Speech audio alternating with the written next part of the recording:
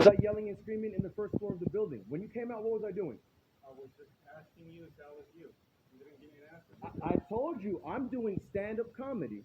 I reached the emotional point where I'm leaning on the wall. You said you didn't want to hear it.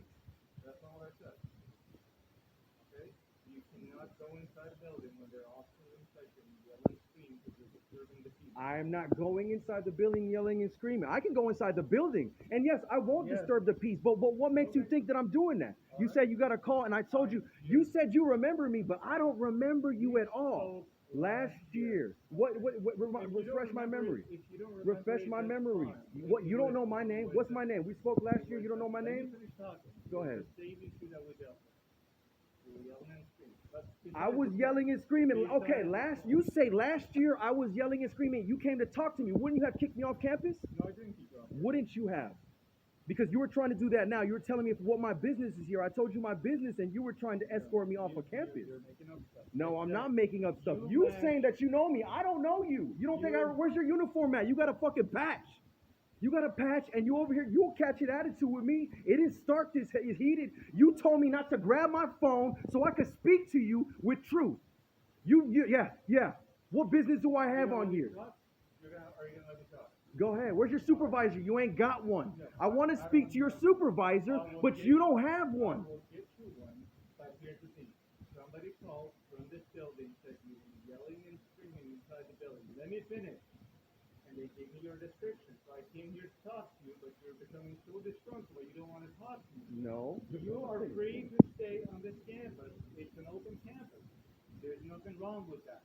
But if you get a call again, and we come here and you're yelling and screaming, disturbing the peace, then we're going to escort you on campus. Is that clear to you?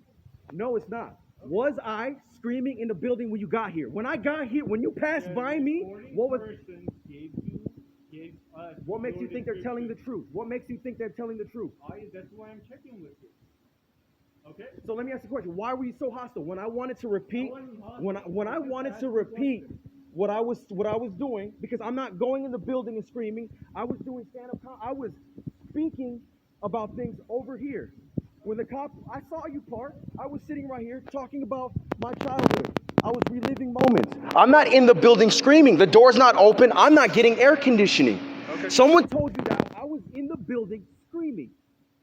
And you automatically assume that I'm in the building screaming when I'm standing out here at peace. You match the description of the person that the reporting person called them.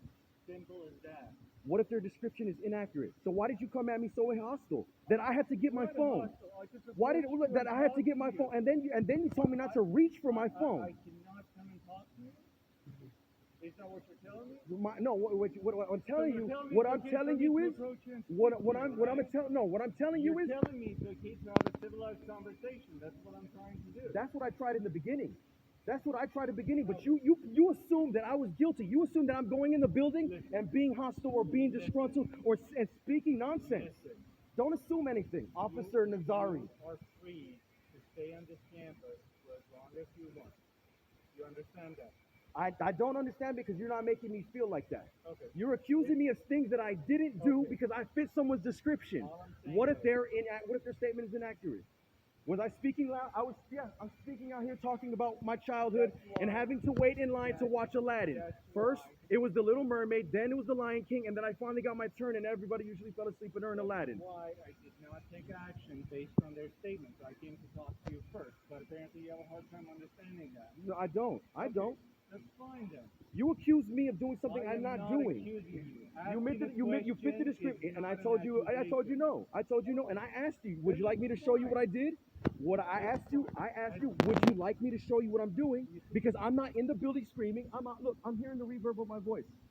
You became disgruntled as soon as I asked you the question and reached for your phone, which is fine. You asked me a question, I reached for my phone. You did not like me to speak to you to start with. However, we're having this conversation, correct? He said that he asked me a question and I went to go reach for my phone. I had to walk over there, right? So didn't I address you before I just randomly walked to my phone? You didn't let me finish talking.